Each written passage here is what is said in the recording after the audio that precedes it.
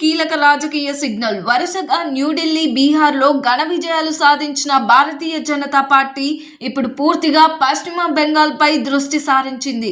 Machine Bengal పేరుతో party రాష్ట్రాన్ని చేజిక్కించుకునే సమగ్ర వ్యూహాన్ని సిద్ధం చేస్తుంది. ఆ లక్ష్యం చిన్నది కాదు. 160 కంటే ఎక్కువ అసెంబ్లీ సీట్లు గెలిచి మమతా బెనర్జీకి బలంగా సవాలు చేయడం.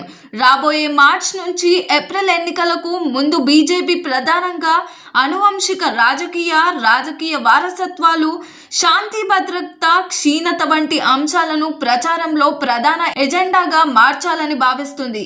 ముఖ్యంగా మమతా కన్నా ఆమె రాజకీయ వారసుడు అభిషేక్ బెనర్జీని టార్గెట్ చేయడానికి పార్టీ సిద్ధమవుతుంది. టీఎంసీకి అసంతృప్తితో ఉన్న కార్యకర్తలను ఆకర్షించటం ఇదే బీజేపీ ప్రధాన పద్ధతి. ఈసారి ఫిరాయింపుదారుల కంటే గ్రౌండ్ లెవెల్ వర్కర్లపై ఎక్కువ దృష్టి పెట్టాలని పార్టీ నిర్ణయించింది.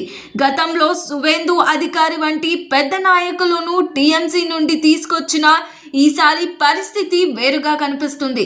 ఎందుకంటే పార్టీ అంచనా ప్రకారం బెంగాల్లో బీజేపీ ఓటు బ్యాంకు ఇప్పటికే గణనీయంగా పెరిగింది.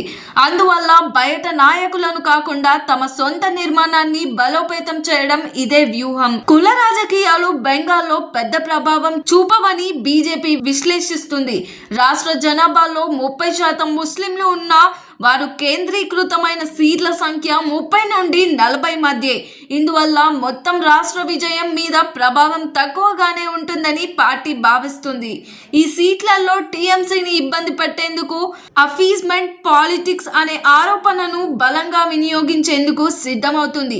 మిగతా ప్రాంతాల్లో పోలరైజేషన్ ద్వారా హిందూ ఓటును బీజేపీ తన వైపు తిరిగి తీసుకోవాలని ప్లాన్ చేస్తుంది. ఈ నెంబర్ గేమ్ లో బీజేపీకి ఉన్న గత ప్రదర్శన ఆశాజనకమనే. గత 4 ఎన్నికల్లో పార్టీ బెంగాల్లో 100కి పైగా సీట్లు సాధించింది. 2019 లోక్సభ ఎన్నికల్లో 18 సీట్లు, 40.25% ఓటు షేర్ సాధించింది. 2021 రాష్ట్ర ఎన్నికల్లో 77 సీట్లు, 38.14% ఓట్లు బీజేపీకి వచ్చాయి. విశ్లేషకుల లెక్క ప్రకారం బీజేపీ మరో 6 ఓట్ల పెంచగలిగితే 160+ సీట్లు సులభంగా సాధించవచ్చని పార్టీ అంచనా వేస్తుంది. మరి దీనిపైన మీ అభిప్రాయం ఏంటో కామెంట్ చేయండి. మరిన్ని అప్డేట్స్ కోసం చూస్తూనే ఉండండి RLR టీవీ.